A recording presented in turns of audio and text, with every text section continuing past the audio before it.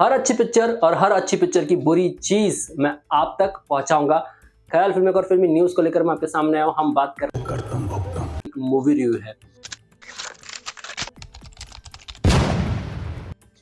अगर आपके नजर में ऐसा कोई अन्ना है, कोई बाबा है, कोई तांत्रिक है जो लोगों को वश करता है, तो शायद ये पिक्चर उनको देखनी जरूरी है, क्योंकि ये पिक्चर हो सकती है उनके लाइफ की एक आईना हो सकता है उनके लिए, ताकि वो सतर्क रह जाए। जाने को नहीं होना।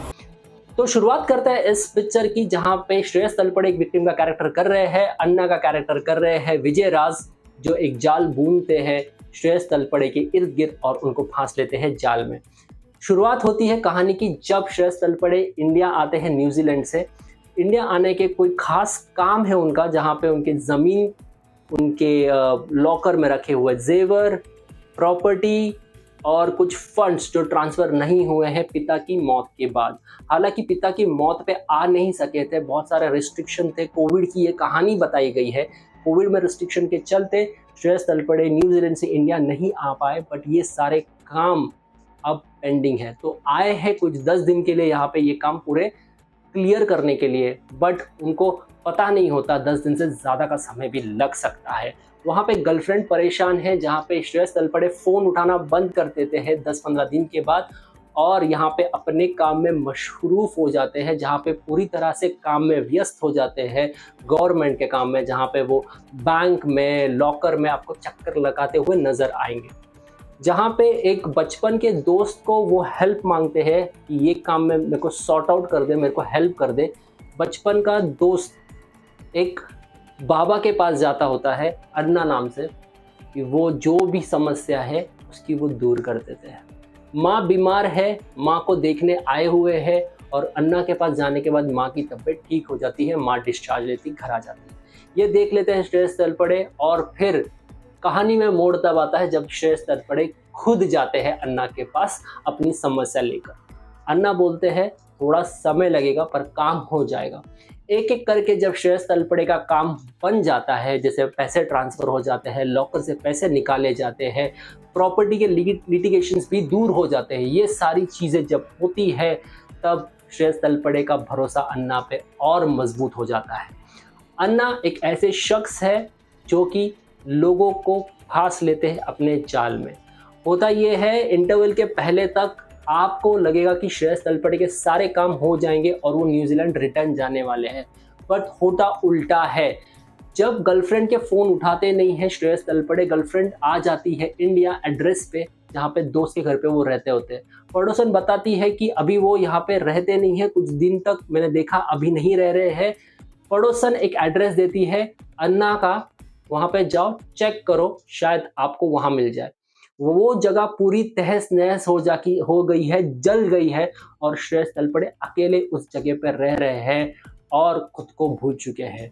लंबी दाढ़ी, घने बाल देखकर गर्लफ्रेंड चौंक जाती है कि ये क्या हो गया श्रेयस तलपड़े के साथ में, जहाँ पे एक मंत्र वो लगातार जप रहे हैं और खुद के अस्तित्व को भूल गए हैं। इंटरवल के बाद गर्लफ्रेंड उनका इलाज कराती है साइकाट्रिस्ट को लेके जाके। बहुत समय तक स्किज़ोफ्रेनिया नाम से इसको बीमारी हो जाती है, जहाँ पे वो अन्ना को हेलुसिनेट करते हैं, अन्ना को देखते हैं, बात करते हैं, हालांकि अस्तित्व में उनका कोई रोल नहीं है। ये सारे देख के बहुत बुरा लगता है। फिर वो बोलती है हम वापस न्यूजीलैंड चले जाते हैं। न्यूजीलैंड चले जाते हैं, बैंकॉक में जाते हैं, जहाँ पे उनका फ्लाइट कैंसिल हो जाता है। श्रेयस तलपड़े बोलते हैं कुछ समय के लिए हम लोग बैंकॉक में रुकते हैं। बैंकॉक में रुकते हैं, बट उनको नजर आते हैं अन्ना सूट बूट में, नए कपड़े पहन के, नई गाड़ी, चमचमाती गाड़ी में घूम रहे हैं। और फिर जब सीसीटीवी कैमरा चेक करते हैं तो वो होते हैं अन्ना ही, बट यहाँ पे कोटा नाम से रह रहे हैं अन्ना, जो कि एक वेल्थी बिजनेसमैन है।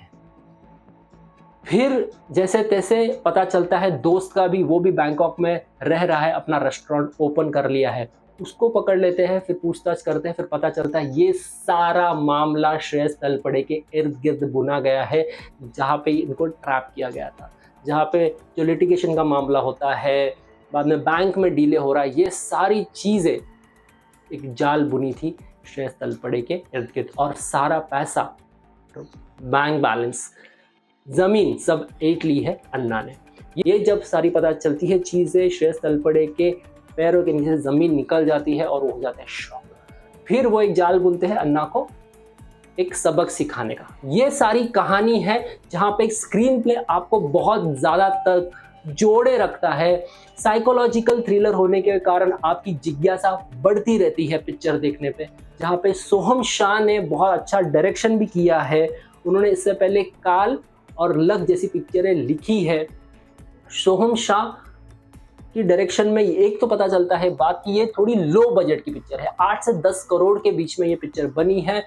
मध्य प्रदेश और बैंकॉक में ये शूट हुआ है और पिक्चर की जो ओपनिंग है वो 16 लाख की मानी जाती है फर्स्ट डे कलेक्शन की।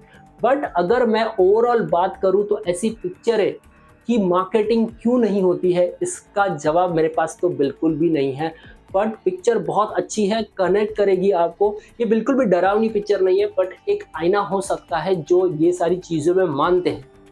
कभी ये चीज़ होती है या नहीं होती, ये अपने बिलीफ सिस्टम पे डिपेंड करता है। तो आपका बिलीफ सिस्टम कितना स्ट्रांग है, ये पिक्चर आपको वो आईना दिखाती है। तो आपको देखना है, आप देख सकते हैं। इस पिक्चर को ओवरऑल मैं 3 स्टार दूंगा, जहाँ पे बीजीएम बहुत अच्छा है, डायरेक्शन बहुत अच्छा है, म्यूजिक इसका जो करतम भुक्तम का जो सॉन्ग है वो भी बहुत अच्छा है, सोहम शाह का डायरेक्शन अच्छा है, राइटिंग अच्छी है और साथ ही साथ कास्ट जो स्टार कास्ट है वो बहुत उम्दा है। मतलब अगर विजय राज की बात करूँ तो मेरे पास शब्द नहीं है उनकी बात करने के लिए।